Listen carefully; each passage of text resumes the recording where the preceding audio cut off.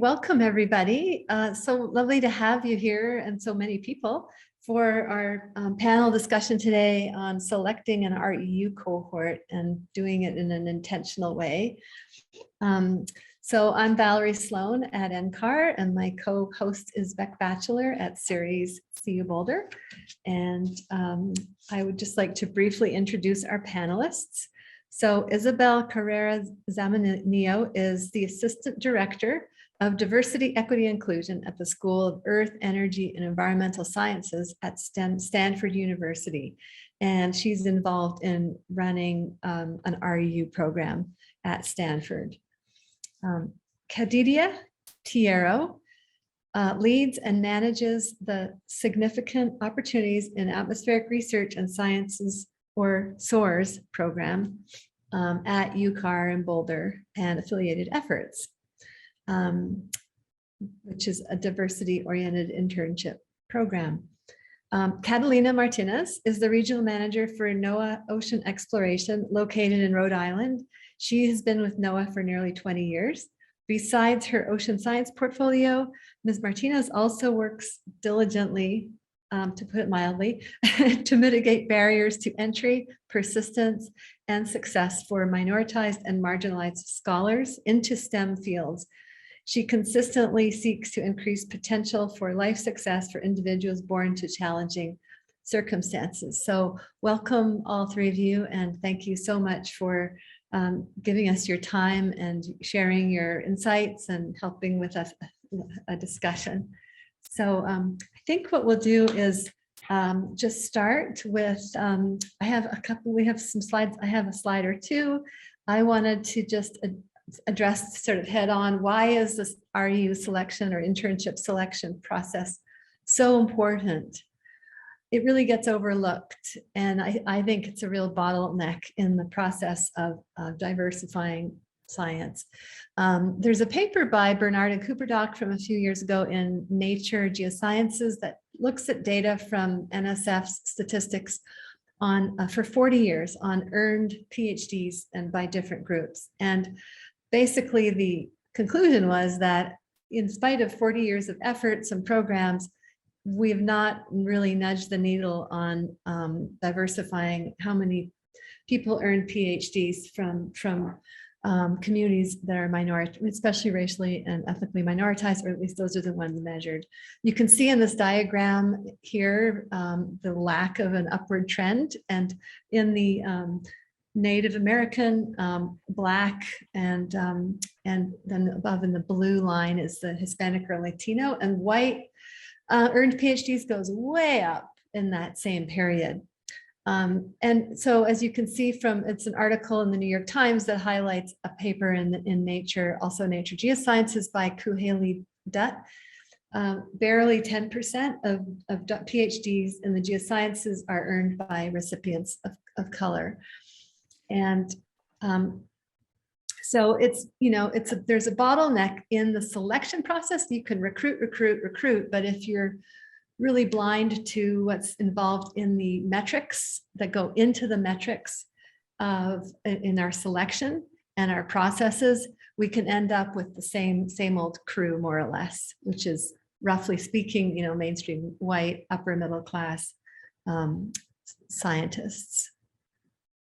So I just wanted to point out that traditional metrics are easier, like sorting by GPA, for example, and going by letters of recommendation. But actually, these are ones that, for example, have really, they're really problematic because as you can see in my little diagram here, if you happen to be working 25 hours a week to pay your rent, pay for food, you're supporting family maybe, and you don't have much time to study, and you're spending energy just dealing with regular daily, acts of, racism, sexism, etc. You may not have as much time and energy to put into your studies and get a GPA. That's just one example.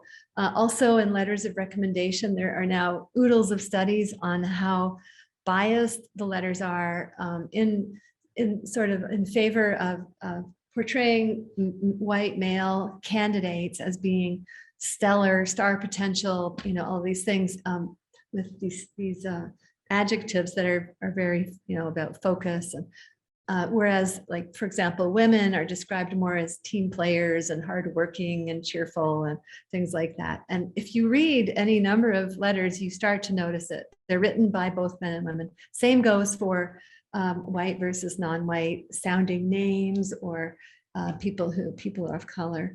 So just to think about that, it makes it more work to select a diverse cohort if you go beyond and you look deeper, but it's worth doing. So with that, I would like to introduce Isabel and ask if you could tell us about your process and how you work on getting a diverse cohort within that framework. Thank you, Isabel. Thank you, Val, and nice to meet you all. So as Val mentioned, I work at Stanford Earth. And this school has 4 departments. I'll talk a little bit more about that. The summer program we have is the summer undergrad research in geosciences and engineering. The short will be SEARCH, and it's funded through NSF, although we also have some little additional private foundation money to extend opportunities also to DACA students, undocumented students, and in some cases, international students.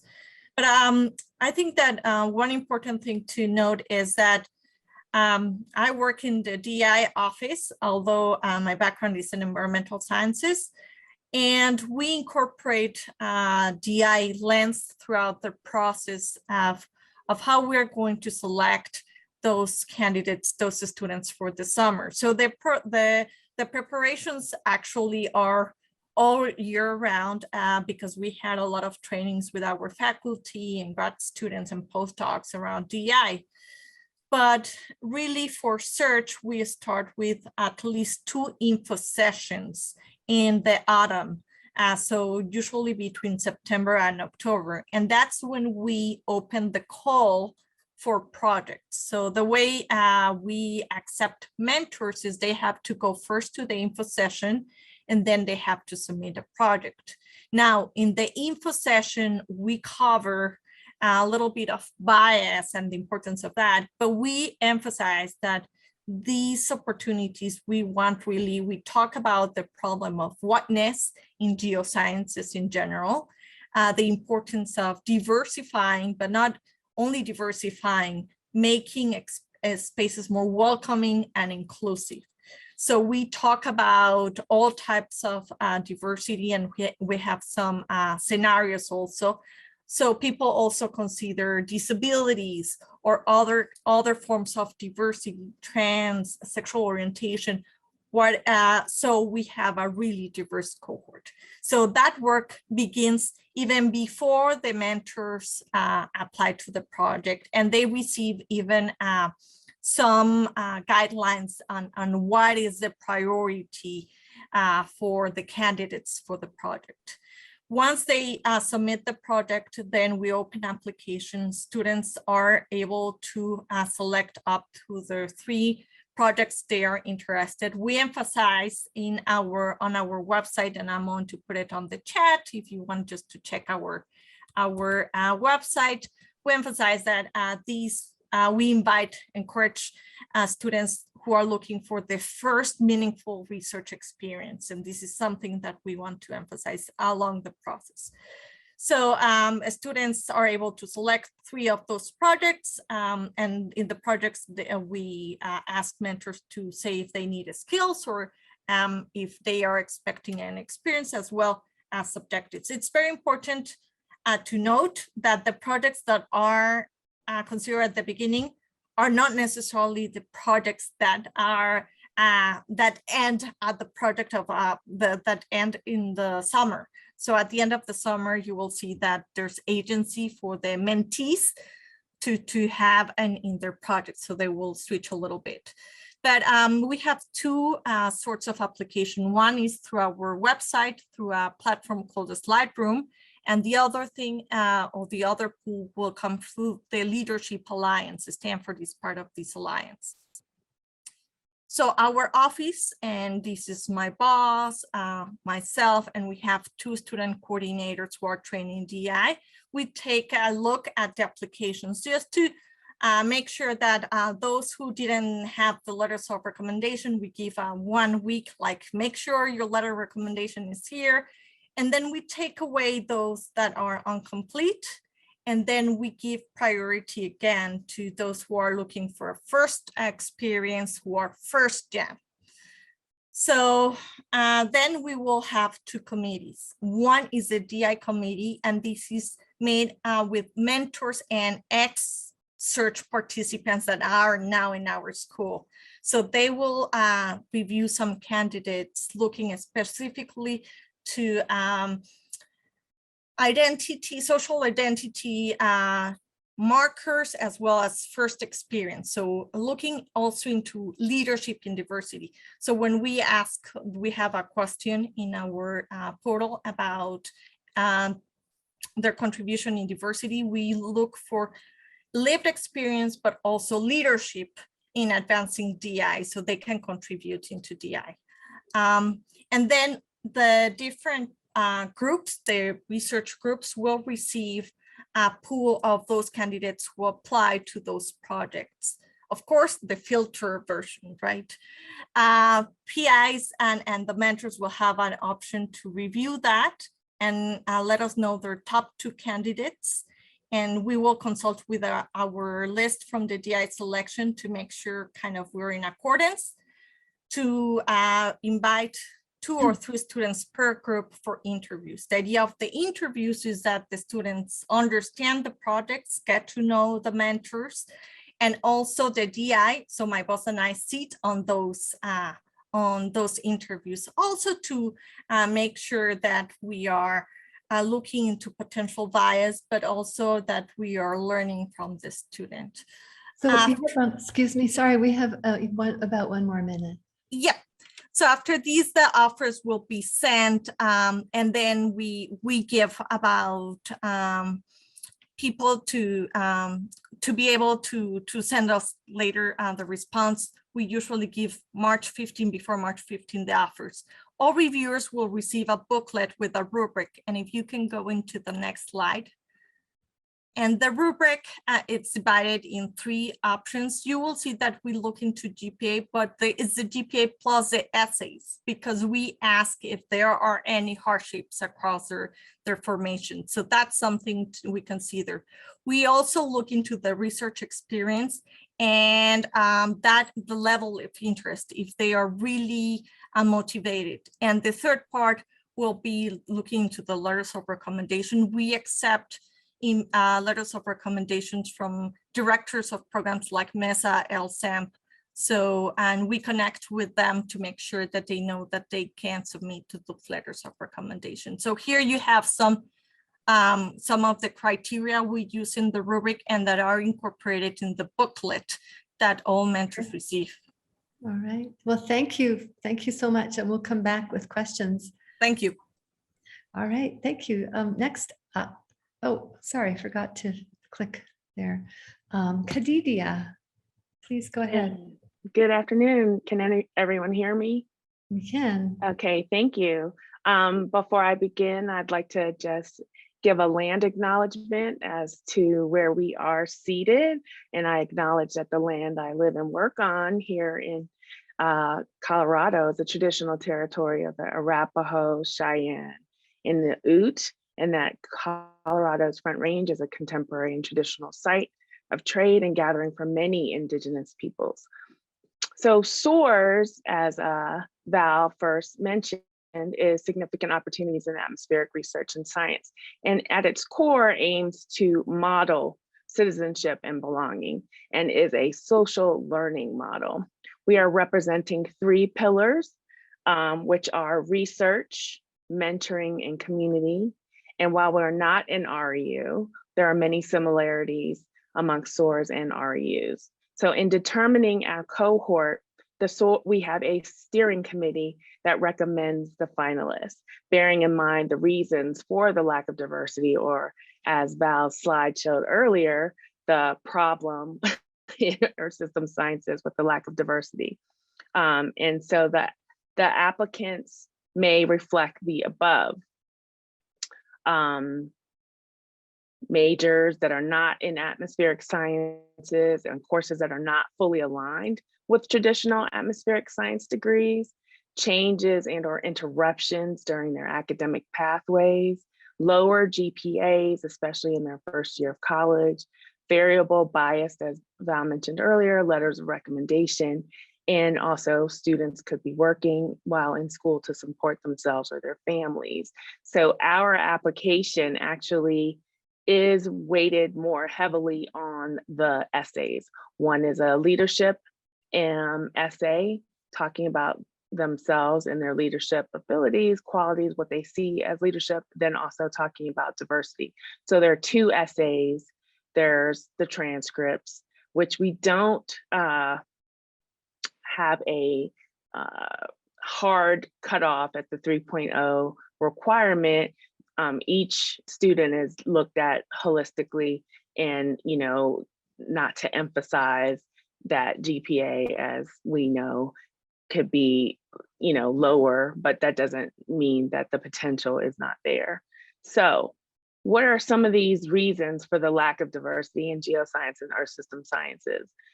The lack of awareness of the career opportunities in these fields, the lack of math and science preparedness in secondary schools, feelings of isolation, stereotype threats, imposter syndromes, and implicit biases, including bias amongst race, gender in recommendation letters. And then there's accumulation of disadvantages and systemic racism. So these are things that we're keeping in mind with the steering committee when we are in the selection process. Val, could you go to the next slide? So for the selection process, we recruit at colleges and universities, of course, within atmospheric and earth system science departments, UCARs, member institutions, membership associations, and we want to target student chapters as well. So this is how we can try and diversify the applicant pool. I mean, we are especially targeting first generation, veterans, LGBTQ communities, African Americans, Native Americans, Indigenous, Hispanic, Latino, and people who are historically underrepresented or marginalized in STEM. So what happens is our application just went live last Friday. We do have an internal binning. The deadline is in February. Our team reads the applications and we bin them into 2 tiers. Tier 1 is aligned with the SOAR's mission and most closely matched and for contribution and potential. And tier 2 meets all the criteria. What happens with the steering committee is that they get a selection of the application, the tier 1 and their tier 2s, and there are approximately 13 science professionals representing NCAR, UCAR, UCAR community programs, CU, NOAA, US Naval Research, and then there's also SOAR's alumni who review each of the applications. So there's a lead reviewer and then there are 2 backup reviewers. And then we have a discussion, which is approximately 4.5 hours to determine who the recommended finalist will be. So we're thinking of the potential contribution of the applicant to the SOAR's mission, to the field, to the research, to mentoring, and to also be keeping in mind the financial support that SOAR's offers students.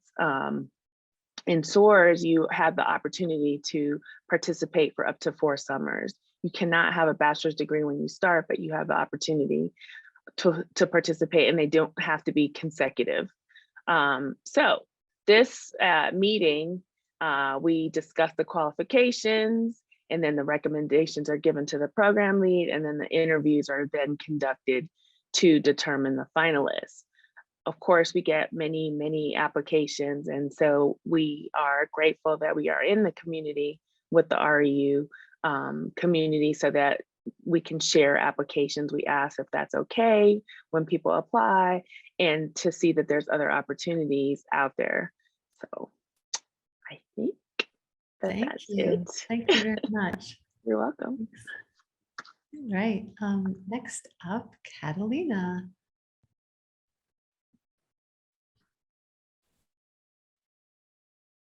Sorry, hold on 1 second. Yeah, so hi, everyone. Thank you so much for being here this afternoon. And thank you to our amazing panelists for sharing their incredible programs. I encourage everyone on here to put a link to their programs in the chat. I hope Val can figure out how to hold on to that because I'd love to share those as well. So first, I'd like to also acknowledge that I live and work on the traditional land of the Narragansett Nation in Rhode Island. And I also want to acknowledge that Southern Rhode Island, where I live, was the site of the largest African slave holdings in New England. And it's not possible to decouple the two, as records indicate African and Indigenous captives in this region on appropriated land. And I continue to grapple with how best to honor and acknowledge through this relatively new experience of land acknowledgement, so it doesn't just feel performative. So I thought I might share a basic concept that I'm working hard to internalize right now. So in a very generalized nutshell, in STEM, we're trained to be transactional, extractive, namers, claimers, right? Keepers of knowledge and data for individual notoriety and fame. And that's how we lead to success, right? And many of us also operate from land grant institutions. And I encourage you to learn what that really means in terms of territorial appropriation and forced removal of Indigenous groups.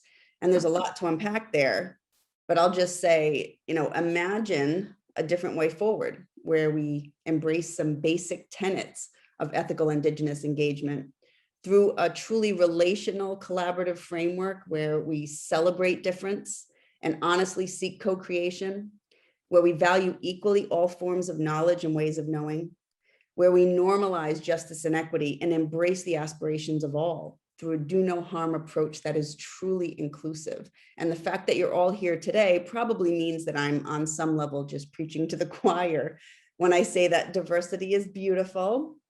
And through significant demographic shifts in this country, it's increasing. And it's also essential for good science, but it remains only through deliberate thought and actions that this can occur in our STEM spaces and places, as they remain relatively homogeneous. And at this point, diversity is quite simply a choice or a series of choices to do things very differently. If we really want to reach and serve groups we know we're not currently reaching and serving. Next slide, please. We have tremendous opportunity through this REU community and with all the internships, fellowships, and scholarships available to bridge the historic and persistent gaps in access and opportunity for those who don't come from the dominant culture or from privileged backgrounds. Students selected into these programs have their lives altered in significant ways. And these opportunities are not only a financial windfall for the students, but they're iterative gateways to important academic and professional opportunities, networks, and careers. Barriers to entry into these and most STEM programs are significant and pervasive and can exist at every stage in the process, as Val talked about in the beginning. And again, that's for those not from the dominant culture or from privileged backgrounds. And this is as evident today as it's always been. And our two previous panelists spoke a bit about how they ensure selection of a diverse cohort. It has to be intentional, right? So I'm going to talk to you a bit about barriers that exist prior to those crucial final decisions. So with recruitment, it goes without saying that it's critical to diversify the applicant pool, right? And to ensure that students apply from a broad range of academic institutions. So I'm not going to spend time there. I'll just say that all too often, recruitment practices remain passive and ineffective. So I'll stress that your process has to be intentional and relational. You have to meet people where they are and develop relationships in spaces and with people you may not have considered up to this point. Keep in mind that those of us who help recruit from our precious networks of diverse scholars must first believe that your program or opportunity is a safe space where they'll truly be valued and supported. It'll take more effort and resources to reach groups you know you're not reaching, so you have to account for this up front. And more than anything, diversity efforts cannot begin and end with recruitment. There's a lot more work to do. You can click on the slide, please. Proper guidance on application requirements and how to develop a competitive application are also critical, as equity does not exist in terms of grooming, information sharing, and guidance on college campuses. We know it just doesn't. And we also know that many more students start but don't complete their applications, and that this lack of guidance, mentoring, encouragement, and general assistance are pervasive factors that are somewhat tangible barriers that can be mitigated with thoughtful intervention. And I urge you all to go back to your respective programs and take a look at your applicant flow data. See who is starting and not completing the applications and where they fall out in the process. As Val mentioned, some of the critical areas are like letters of recommendation or their personal statements. With your online process, you can usually see where they're falling out.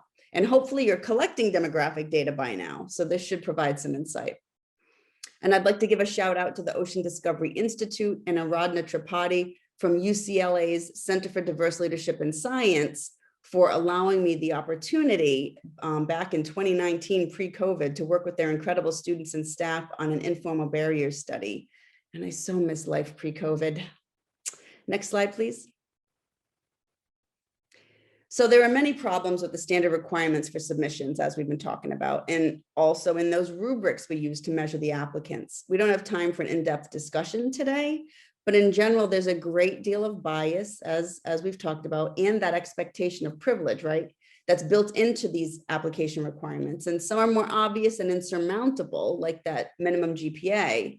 But then there are those steep expectations, such as students having participated in relevant out-of-classroom experiences by the time they're sophomores, for example, or having built relationships with faculty that are substantial enough to ask for letters of recommendation, or even knowing how to ask for letters of recommendation within those first few critical years as an undergrad.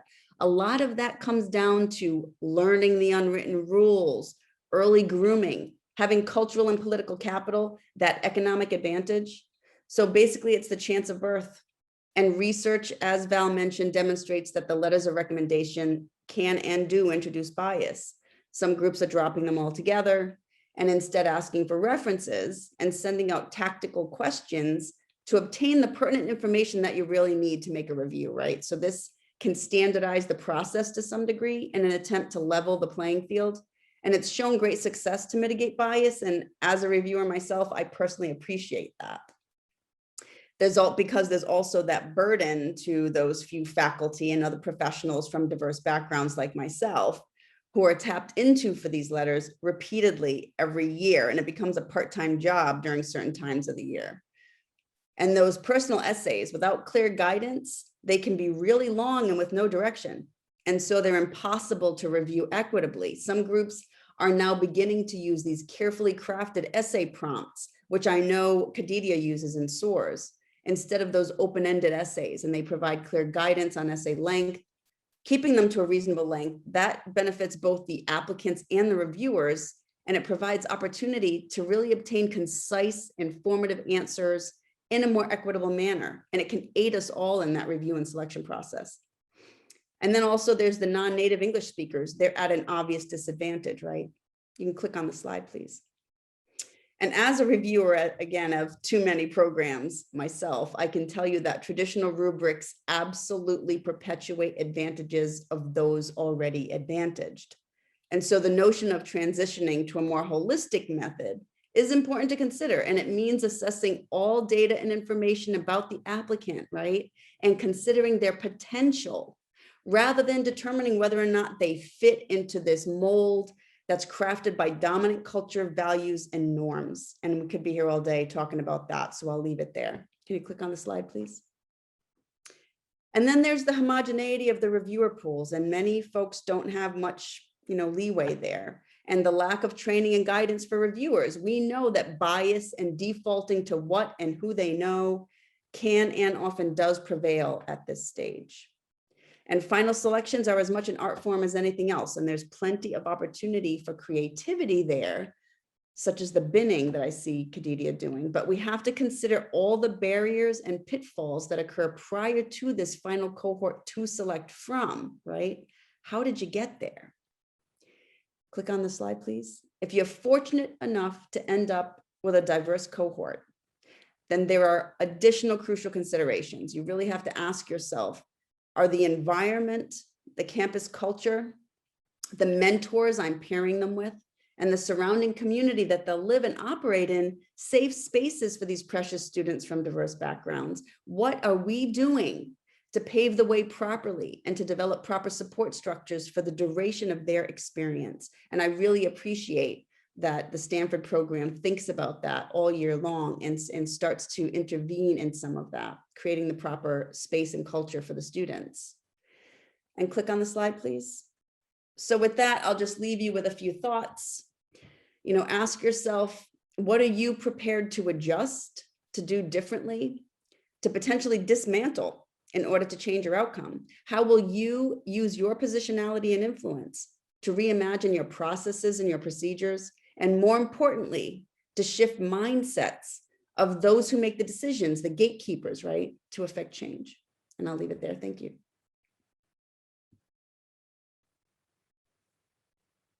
Thank you so much. Really appreciate, that's super interesting. The where do people fall off? I love that. I'm just going to wrap up with sort of following on Catalina's point about where are we bringing people? We can recruit, and then select well, but where are we bringing people? And do they feel attracted to the program? Do they feel welcome in the program? And also, do they see from the outside that it's going to be a good experience?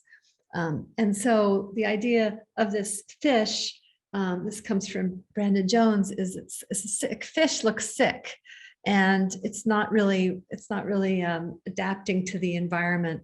And so the question is it that the person isn't assimilating enough, being, mainstream enough, and sort of dropping parts of themselves and their culture and so on, language, in order to fit in, or is it the environment that is not supportive and welcoming and inclusive?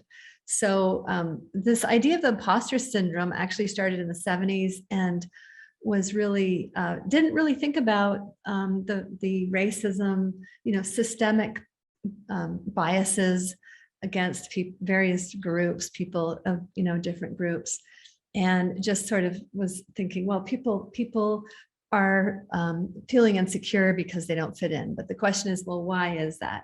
So it's like the water, maybe the water is toxic in this case, or if the plant, as Marissa Vara says, if the potted plant is looking sick, it's not necessarily the plant's fault. Maybe it's that it doesn't have enough water or nutrients, and maybe you need to change that. So there's a nice article in Harvard Business Review, Stop Telling Women They Have Imposter Syndrome, that you can check out. So just to think beyond also the recruiting and the selecting into where are we bringing people is really important. So I think I'm just going to pop up this slide, and then if you want, we can share these later as well. But I guess I would like to start with a question, and we have some questions that we came up with so that we could really hone in on some things. And of course, we are welcoming questions from others, and you can either put them in the chat or raise your hand. So I guess I'll start with Isabel and ask you just a little bit more about how you, or what information in the rubric that you use helps to identify or characterize what a diverse cohort is, if you wouldn't mind talking about that. And I'm going to stop sharing my screen. Yeah, thank you, Val. I think that the most important part we look into is first what kind of institution they are coming. And we talk about with our mentors about this, because if we look into the Carnegie Mellon classification, we can know if it's an R1 or if it's a community college. So we emphasize that we want students who in their institution, otherwise they wouldn't have this kind of opportunity. So that's kind of a marker for us.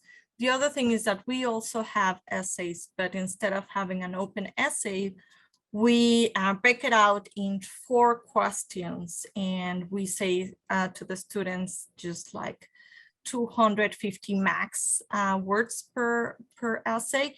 And that's where we want to learn more about their experiences, if they have any experiences in geosciences, or in engineering, because we have both, and tell us more about that. We ask also about why they want to go into a program like this, what they would like to get out of this. And then a third question that I think it's crucial is like how they contribute to diversity, equity, and inclusion in geosciences and engineering. And again, just looking not just into leadership or lived experience, but the combination of both. So those are things that we consider. So it's a mix, a little bit of the information they provide together with the essays and they write. I think that that's the most crucial component. And then we make sure that we have a better understanding when we invite candidates to the interviews. Okay, thank you very much. Kadidia, can you just talk a little bit about how in SOARS you create an environment that is supportive and also the importance of community in your program? Sure. Yes, the environment is, I would say, a safe environment. We are based on a 5-mentor model, meaning that the proteges can have up to 5 mentors when they begin the program. Research mentor or mentors, a writing mentor, a computation mentor for projects, research projects that involve coding or programming, and a community coach. So that can be a science professional in any aspect of the community, alumni, you know, somebody that is of the community that can talk and have fellowship with the protege in the event that they are in person, someone to help acclimate them to Boulder, which is not a very diverse place. Neither is NCAR or UCAR or NOAA. So those type of things are necessary. Maintaining individual meetings with the students, the proteges, also having space to check in.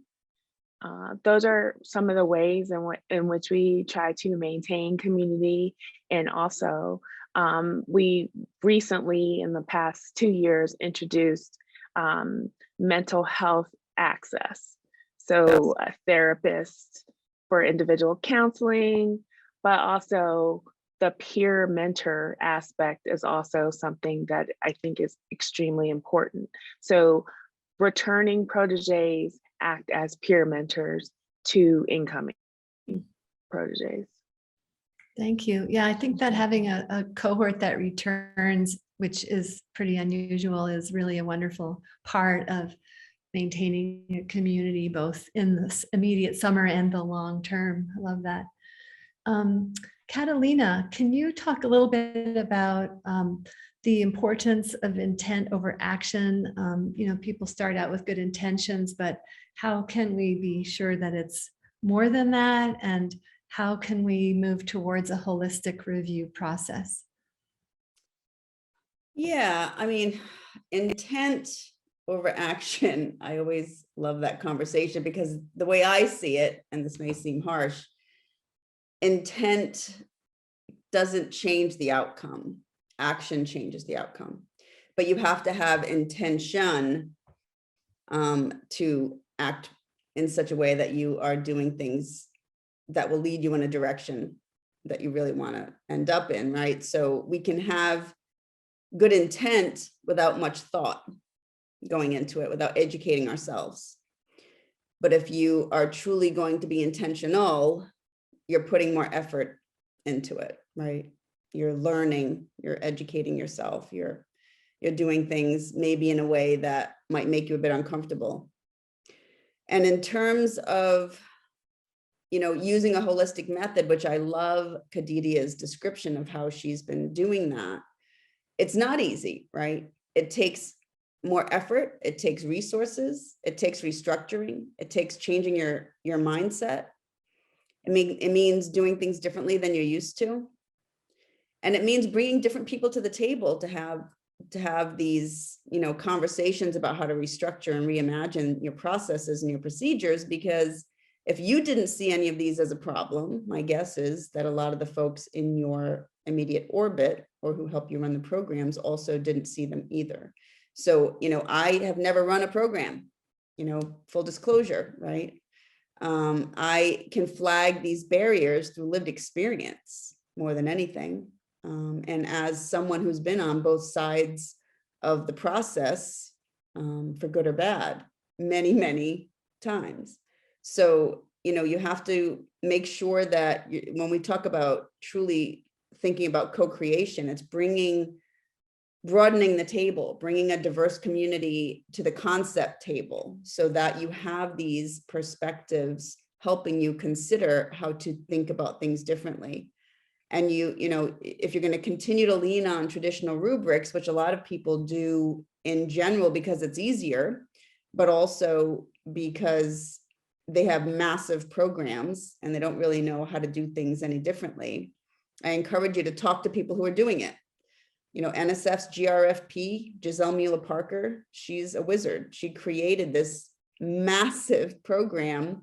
And I don't know if she created the program, but she identified lots of barriers in that program and diversified her cohort through intention, action. And you have people like Kadidia here. And I always point to the Woods Hole Partnership Education Program started by Ambrose Gerald and George Lyles. They have a truly holistic process. You talk to these folks about how to do that. And you also learn about the benefits that come to the community as well. So it's a reciprocal experience in these communities. And, as we know in NOAA, and as, Kadidia talked about Boulder, many of our spaces are not diverse spaces. And so you bring a diverse cohort into that community, you have to, really support them differently, but you also can really benefit the community. Woods Hole in some ways has been transformed through the process of embracing the PEP program. They have a lot of problems still, but they've come a long way. So I'll leave it there. Thank you. And to follow on that, there's a question from Katie Croft Bell saying, I understand that the traditional, this is, I think, for Catalina, that the traditional rubric is problematic for numerous reasons, but a rubric is convenient to keep reviewers consistent in the process. From a practical perspective, how do you apply a holistic review process and ensure that reviewers maintain a consistent approach? And I would ask Kadidia how she's doing it in her program. Yeah, or Isabel too. For our steering committee, which I mentioned before, is about 13 people who receive the application packages, but also have in mind the barriers to access, as well as the types of students that may apply in their mind, and why it's important for them to take advantage of this opportunity, but also contribute to the SOAR's mission themselves. I mean, because it's to build the community and increase the access of historically marginalized communities. So what happens is, you're reading the application with this lens or these lenses in mind.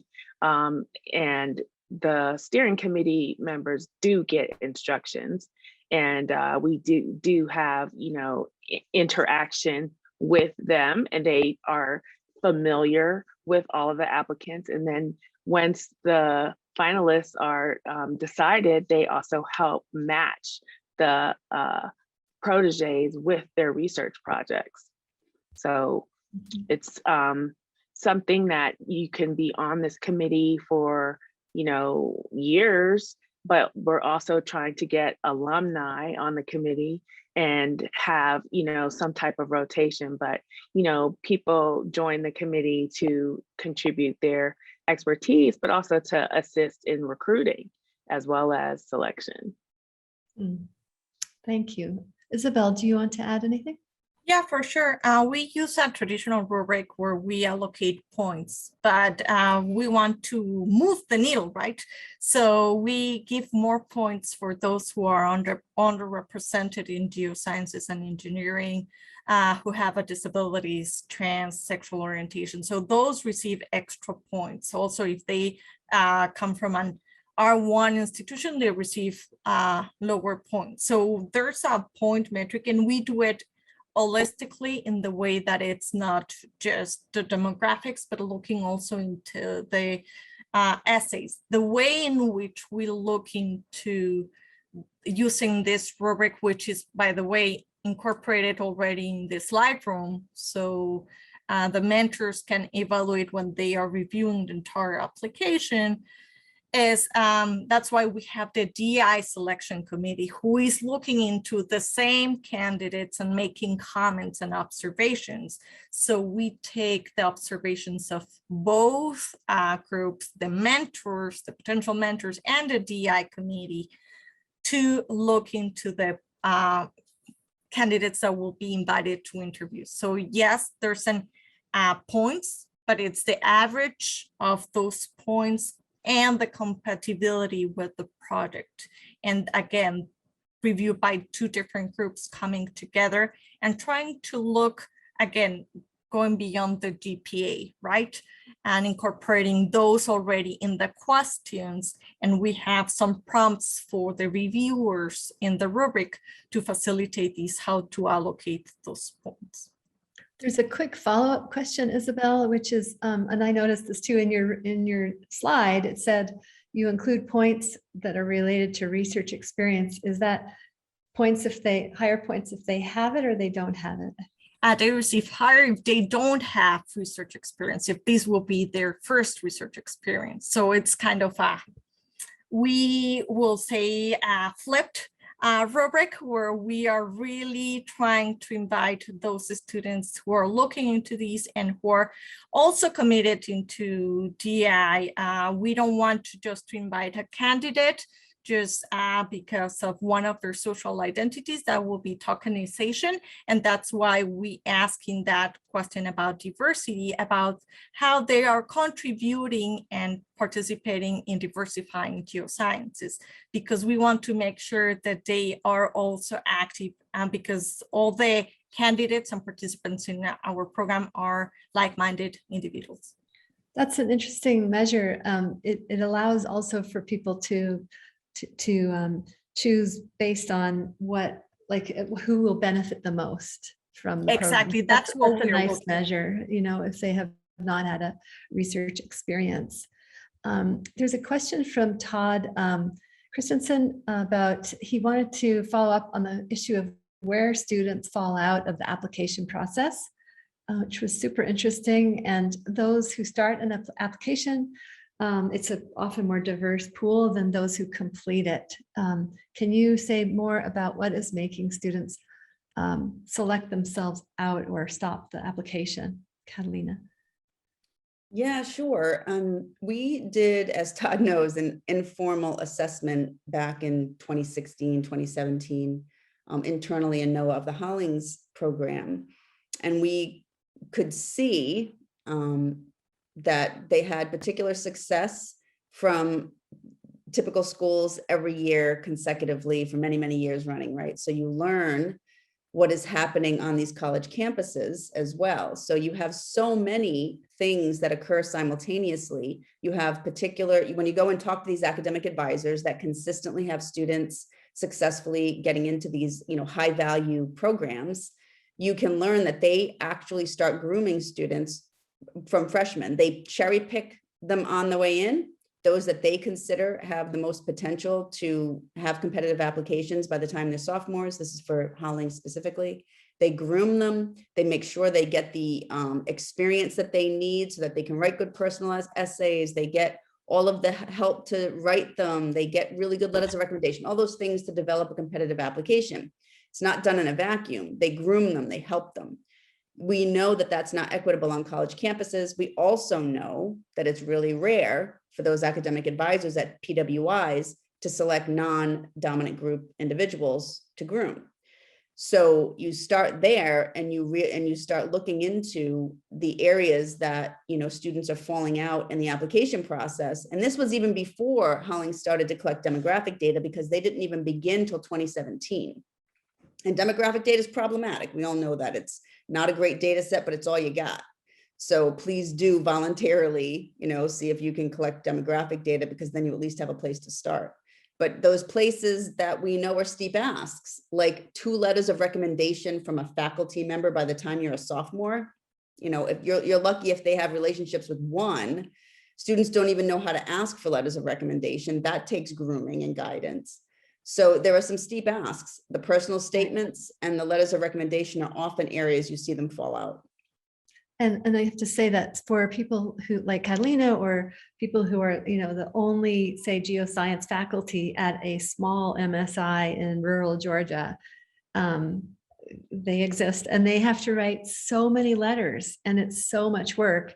And those letters end up being thinner. They don't have as many, they don't have 4 hours or however many hours to put into a letter. So, finding other approaches, like asking applicants to list names of potential people contacts, maybe broadening who those contacts can be. And then when you shortlist down to maybe 30 or 40 people or whatever, something less than a few hundred, then you can ask those recommenders for their input. Having, say, 400 applicants with 2 letters each, that's 800 letters of recommendation that are being written. So in many cases, they can't provide useful information anyway, because they're only teaching those students in a class environment, especially for the early stages of a undergraduate career.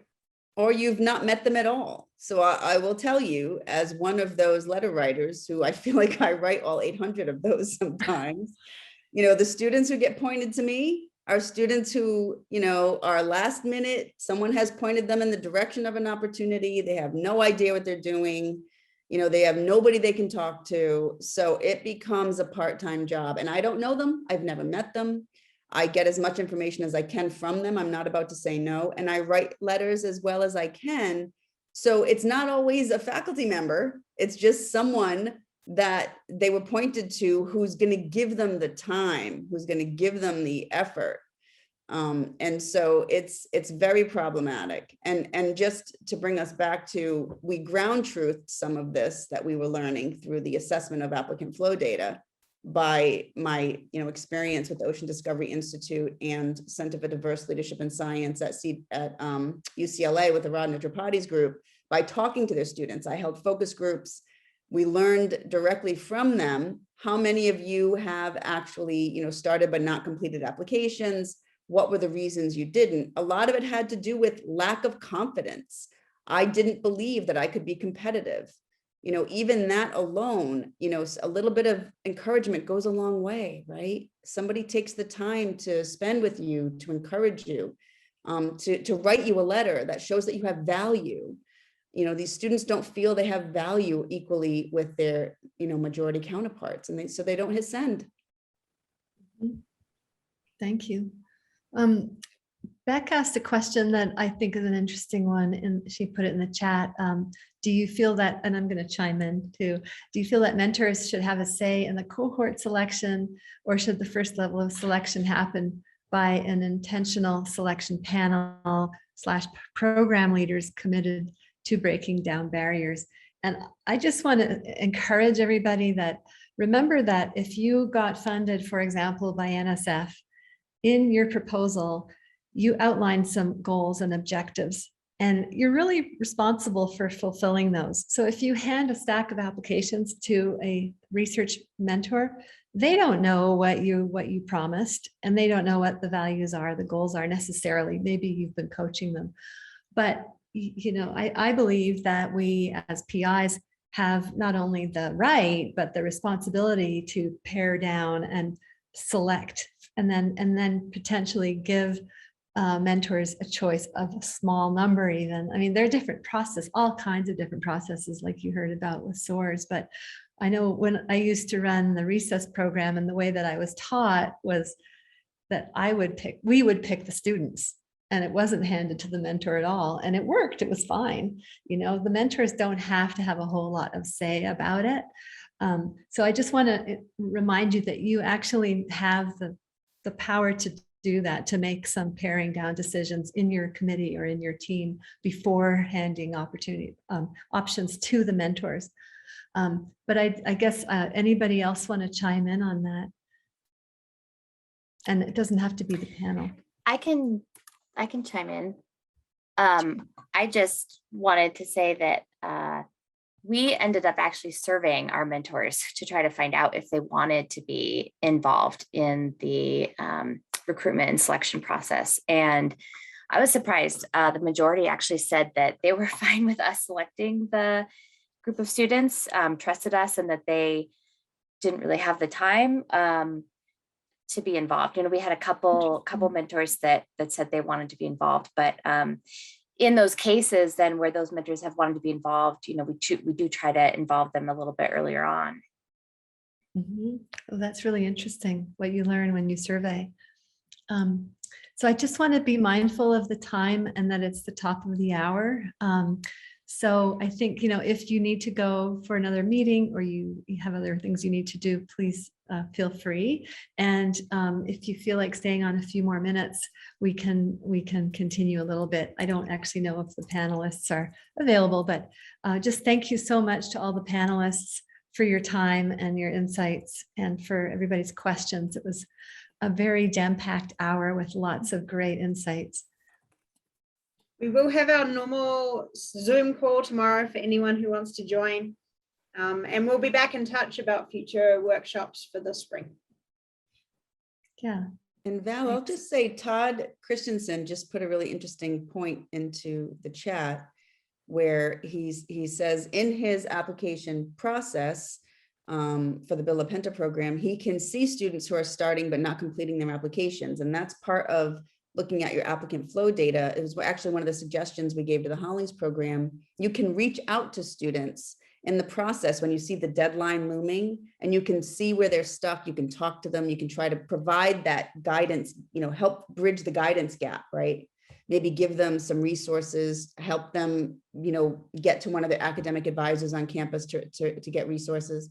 So you can see within that data is gold. You know, you can see who's stuck. You can reach out to students. Mm-hmm. Right. I know I've asked people before, you know, really we need more than 2 lines for your essay, and it helps if you actually put in guidelines of length, but for giving people extra time, you know, for like somebody mentioned about letters, I think Isabel, you know, extra time to do things, but to really to show that you care, that you support them in fulfilling and giving them that encouragement. Are there any other? We did an Go ahead. We did an expression of interest last year for our program, and then reached out and offered a webinar about applying to REUs and talked about REUs in general and answered very specific questions about the application process and gave them some hints. And that went really well. And I'd say we probably had our most diverse pool of applicants we've ever had. So I thought that was a really helpful suggestion, you know, helpful idea that we tried out. And that's great. Again. And what Giselle Mueller-Parker did for NSF, and if Marissa's on, she actually has seen the videos that I have not. I just know she did this, is she created these on-demand videos that help bridge the grooming gap. You know, help students understand what it takes to put a competitive application together, each component, right, and what it takes, and gives them that guidance on demand.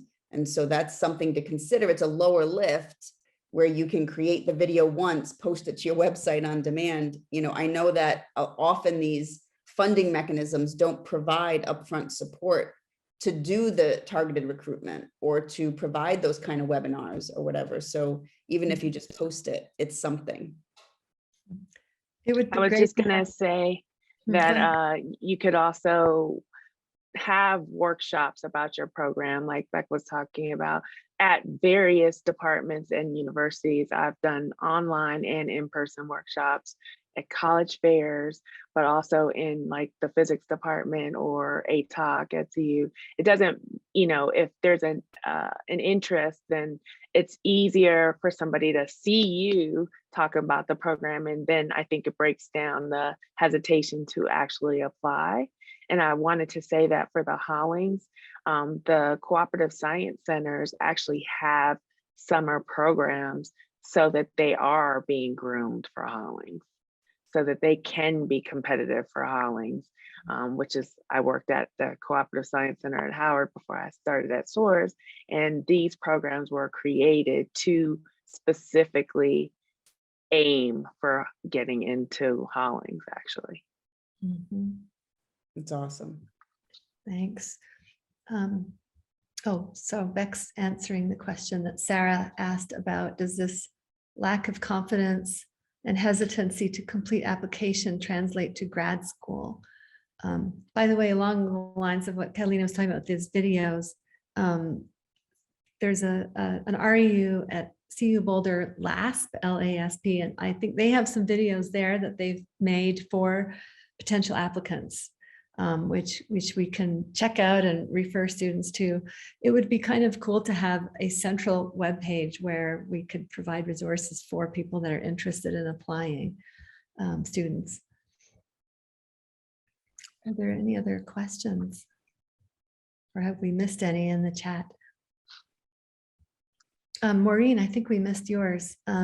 She asked about, you said you were dropping, this year you're dropping the GPA and transcripts, and you asked, has anybody had experience with that? Are you asking anything about course experience? Ask them to self-evade, ask for major, and then relevant coursework with some suggestions, but leaving it open-ended to them to tell us which courses they think are relevant. But yeah, I wonder, this is it's an experiment, so we'll see how it goes. But I'm wondering if anyone has done this in the past, and if they, if they felt like it was successful in choosing a good cohort, or is there any, is there anything, I guess the worry of not asking for GPA or courses transcripts is like, what if the student isn't engaged, or what if they're not trying? I don't know. Does anybody have any positive or negative experience or things we might want to be on the lookout for there, or is it kind of just unknown territory? I would say that it's a guide. I don't think you have to rely on it completely, but because the actual program is, pretty rigorous, you don't want to set the person up for failure in the program either. I mean, there has to be some type of preparation in order to proceed. So we also have the opportunity to ask people to apply again, if they have at least a semester left in undergrad. But yeah, you want to be sure that they're somewhat prepared for the amount of work, because then you'll get the super stress. I mean, you can't avoid the stress, but it becomes very stressful when all 4 of your deliverables are due at the end of the summer, and that includes, a well-written paper, research colloquium, presentation, a poster, and an abstract. That's conference worthy, publication worthy.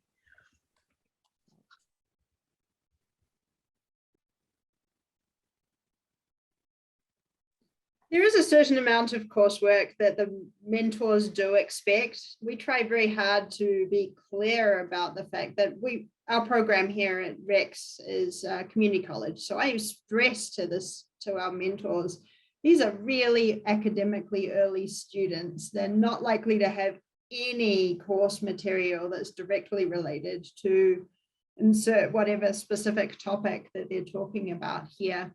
And just to realize that that you need to support and scaffold a little bit, it is helpful to ask about their backgrounds in science or math courses or programming, depending on your project. So being really targeted about saying, have you got any math, science, and programming experience might be all you need.